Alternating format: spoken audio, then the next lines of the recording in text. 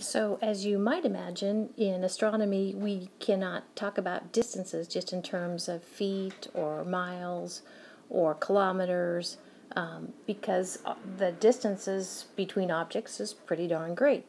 So, two ways of describing distances in astronomy I'd like to introduce now are astronomical unit, otherwise called an AU, and the light year.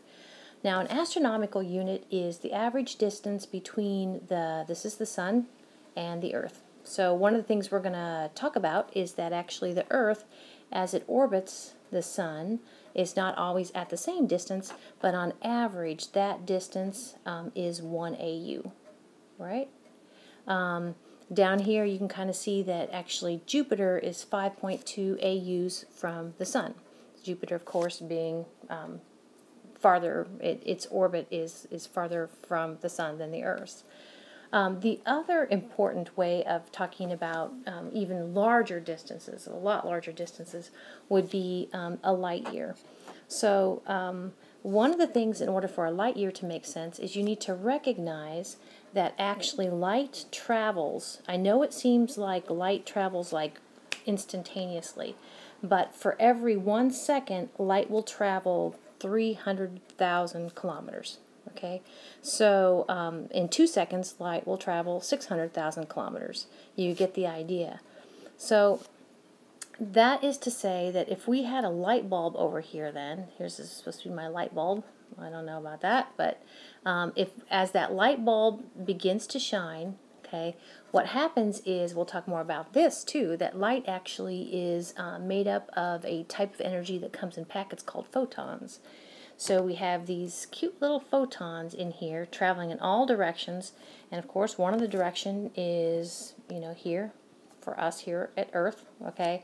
But let's just say that this light bulb is placed what we call 1 light year away, okay? 1 light year. Remember, light year is a distance. So it's placed at a distance such that as the photons travel at the speed of light in all directions, okay, the speed of light being 300,000 kilometers per second, it takes, even going that fast, it takes 1 year for some of those photons to reach us. Okay, so 1 year for the light to reach us, that object is 1 light year away. So now here's something we need to ponder.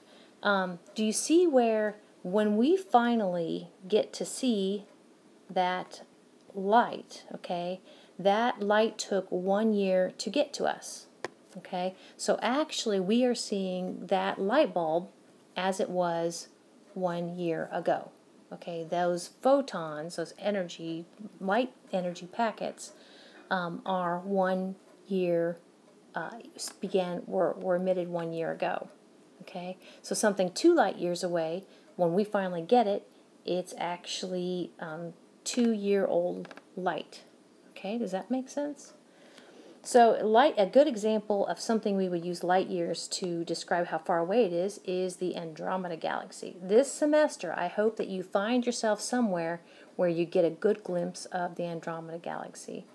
The Andromeda Galaxy is one, I think I might have mentioned it a minute ago. It's a galaxy that's part of our local group. It's also a spiral galaxy. The Andromeda Galaxy actually itself has a couple of companion galaxies.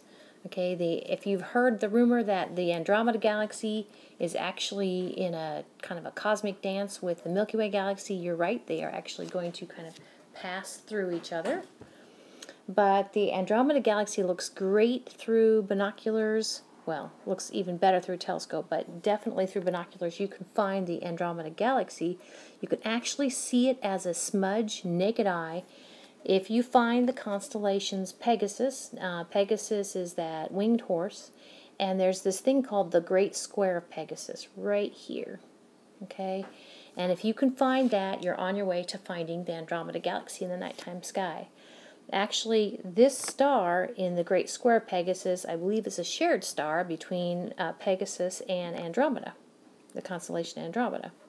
So take this star, go up 1, 2, and then this star kind of kick up just a little bit, okay? And this sort of fuzzy looking patch actually is M31. It also is not that far from the Queen, the constellation called Cassiopeia, which is the Queen, most notably called the W or the M in the nighttime sky. Okay, so Andromeda. Now, I guess I haven't finished that thought. I brought it up in this context because actually the Andromeda Galaxy is 2.5 million with an M, 2.5 million light years away. Okay, so that means that as we, if you're looking through a pair of binoculars, or if you're looking through a telescope, as you finally see those little photons of light, these little photons of light that come to us, it means it took 250 million years to reach us. Okay? So we are seeing the Andromeda Galaxy as it was 250 million years ago because that light has been in transit for that long. So we are kind of like looking back at, we're looking at an object as it was 250 million years ago. Okay, so that is so crazy cool. So if we take that to fruition, oh drat, I did say that wrong. 2.5 million light years away. Let me go ahead and fix this. Okay, 2.5 million light years away, or 2.5 million looks like this, doesn't it? Sorry, my bad. Okay. So, oh, sorry, I guess I'm coming up with this. So let's look at some other objects and think of light traveling from those objects and how long it takes light to get to us. So the moon, relatively close. The moon must be about, guess what, 300,000 kilometers or so from us, because it takes light on average about 1 second from the moon to get to us. Now, one of the things we're going to talk about, as you probably already know, is the moon doesn't have its own source of energy. We see the moon simply because light from the sun strikes the moon and it's reflected back in all directions, and so we'll see a portion of that reflected light. But it's 1 light second away. The sun it takes 8 minutes for those little photons of energy, light energy, X-ray energy, all sorts of energy coming from the sun. It takes 8 minutes for that energy to get to us. So it is 8 light minutes away. Sirius is called the Dog Star. It's in the constellation Canis Major, kind of not too far from the constellation Orion. Everyone loves Orion. But Sirius the Dog Star is pretty darn bright, and it actually is 8 light years from us. So when we're seeing, for instance, light from Sirius, it has been in transit 8 years before it finally gets to us. One of the things to think about, now Sirius is probably in a stage of its life where it's not going to change too quickly right now. It's what we call a main sequence star. But other stars that are kind of on the edge of changing into maybe stars that are on the edge of blowing up, okay, that sort of thing. In reality, it could have already exploded. And we'll talk about how some stars explode. Some of you have heard this supernova event. It could have already exploded, but we're waiting to get the information because it takes a certain amount of time for that light to travel to us. Is that not cool or what? And we already talked about the Andromeda Galaxy, how it's located 2.5 million light years away. Did I say that wrong? So my point with that is that it took light 2.5 million years to get to us from the Andromeda Galaxy. So one of the things that if I do get to see it through a telescope or through binoculars, I just think how precious those photons of energy are. If we look at, based upon how fast light travels, that this second column right here tells us how long it will take light to get to us. This last column then goes ahead and says how far away those objects are. Okay. One of the things I want to mention is something called scientific notation. In astronomy, sometimes we have rather large numbers, and large numbers are best, I think, packed up in what we call scientific notation. An example of packing up a number in scientific notation is given here, where through the number 300,000 actually can be packed up into scientific notation. What you do, and I'm going to zoom in here, okay, what you do to pack up 300,000 is basically recognize that the decimal is right here. After that last zero, you move the decimal 1, 2, 3, 4, 5 places. Okay, that gives you a number of 3, and so it's 3 times 10. You moved it 5 places times 10 to the 5th. Okay, so let's go ahead and now unpack this number down here. Okay, so the distance of 2.5 million light years from us, the distance of Andromeda, in kilometers is 2.4 times 10 raised to the 19th power. So if we were going to unpack 2.4 times 10 to the 19th, here's what it looks like. Let's kind of go ahead and give me some room here. Okay, I would go ahead and write my 2.4 and then move this decimal over 19 places. So 1, 2, 3, 4, 5, 6, 7, 8, 9, 10, 11, 12, 13, 14, 15, 16, 17, 18, 19. And put my new decimal place there. And let's go ahead and fill in zeros. Zoom in a little bit more. All right. So I just wanted to kind of give you a heads up that numbers written in scientific notation, that first part, like the 2.4 or the 7.6 or the 1.4 or the 3, that's what we call the coefficient. And the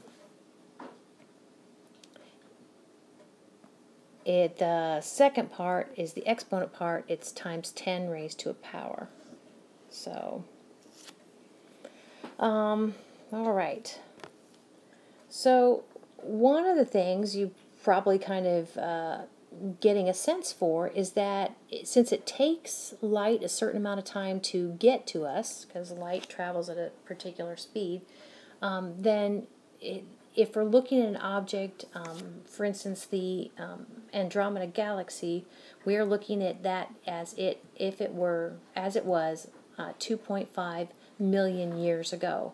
So we are actually looking at the past. Okay, it'd be kind of like if for some reason we could just put on glasses around here on Earth and look into the past. Just think of what we would see like 100,000 years ago here on Earth. Okay, so we are actually looking into the past. So along those lines then, this slide emphasizes exactly that aspect of astronomy. And it's an important theme in astronomy. So for instance, here we have an observatory, a pretty little observatory. There's a dome that is housing some sort of telescope in here. Okay, so that telescope is gathering light from distant objects. We have a couple of galaxies, okay? One galaxy is 7 billion light years away, and another galaxy is 12 billion light years away. By the way, oftentimes when we look at galaxies that are farther away like that, we see kind of they are kind of misshapen. But so when we look at, for instance, we'll call this galaxy A and this galaxy B. When we look at galaxy A, we are seeing photons. We are seeing that galaxy as it was 7 billion years ago, because the light that finally gets to us has been traveling 7 billion years. Okay, does that make sense? So if we look at galaxy B, we are seeing that galaxy as it was 12 billion years ago, because light has been traveling 12 billion years because it's located 12 billion light years away. Now, one of the things that we're definitely going to spend some time with later on in the course is talking about, briefly here, talking about what the observations lead scientists to believe about our universe with regard to the start of our universe. I don't know if you're a fan. It's a great show, The Big Bang Theory, right? So that's what I'm alluding to, the fact that the Big Bang, as you may have heard it before, actually is used to kind of to describe or to suggest how our universe unfolded initially. And we'll be talking about what evidence is there? Why is that the best theory of the beginnings of our universe at this point? We'll be talking more about that. But that beginning was about 13.6, I believe, billion years ago. Okay, that was the Big Bang. Okay, so so rounded up, that would be 14 billion. You kind of see the 14 billion here. But so 13.6 billion years ago, actually the fabric of the space that we walk around in, the time that we experience, and as Einstein says that actually space and time are directly intermingled, and all of the matter that we have in our universe today. Now remember what the universe is. It's all those galaxies that are arranged in superclusters around voids, right? All of the matter and the space and the time was created about 14 billion years ago. So with that in mind, if we go back to our observatory here, okay, just think what's going to happen if you try to look at, if you think you see an object that is, let's go ahead and say 16 billion light years away.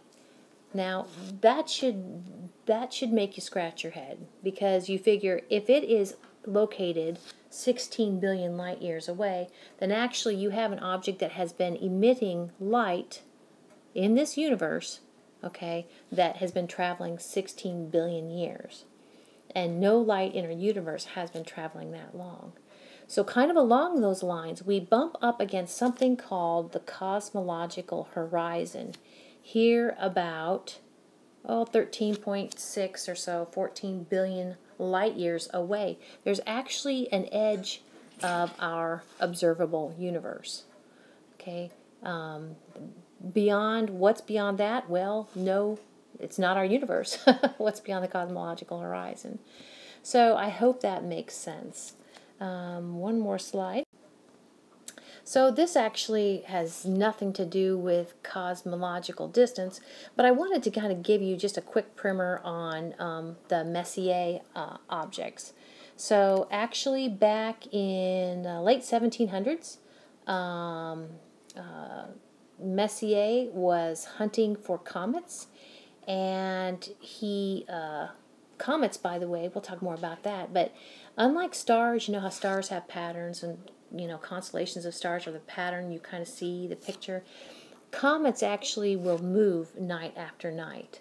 Now comets aren't like a meteor shower, like a zip across the sky, but you'll see a comet change its position against the background stars. And he wanted comets, so what he did was, these are actually, this little box right here, okay, each little, this little poster with boxes, each little box represents a Messier object that he found that was not a comet. And so he started a catalog that we call the Messier catalog. There are 110 Messier objects, and they are an assortment of things, but I just think it's so funny. They're his throwaway things. There are other catalogs, by the way. There's the NGC catalog of celestial objects and the IC catalog. There's some overlap. The same celestial object can appear in more than one catalog. But just to kind of quickly show you, in case you're out at the observatory or out viewing, the kind of Messier objects, the things that made it into the Messier catalog. So M31 is a galaxy, Messier object number 31, that's the Andromeda Galaxy. There are definitely other galaxies. I'm kind of circling some galaxies. Don't they look like galaxies? Sometimes we see galaxies edge on, sometimes face on, edge on. There's spiral galaxies and elliptical galaxies. The other thing that Messier found and put in his catalog that we love to refer to and go to ourselves were clusters of stars. So there are globular clusters of stars. Okay, globular clusters of stars kind of have that characteristic kind of beehive look to them, I think. Okay, those are all, I love globular clusters. They look 3D. So globular clusters are clusters of stars that are within the Milky Way galaxy. The other thing is there are other clusters of stars, open clusters of stars. I'll put little X's here. if you're familiar with, I think this is this one right here, this last one. If you're familiar with the Seven Sisters or the Pleiades in the constellation Taurus, actually that is an open cluster. That's M45. The last main type of object he categorized were these. Okay, these are nebula. Okay, and nebula can be come in different sizes, different colors. But anytime somebody in astronomy says, "Well, that's a nebula," then they actually are showing you a chunk of gas. That gas was produced by stars living their lives and either just recently pushing the nebula out there or a long time ago creating that nebula.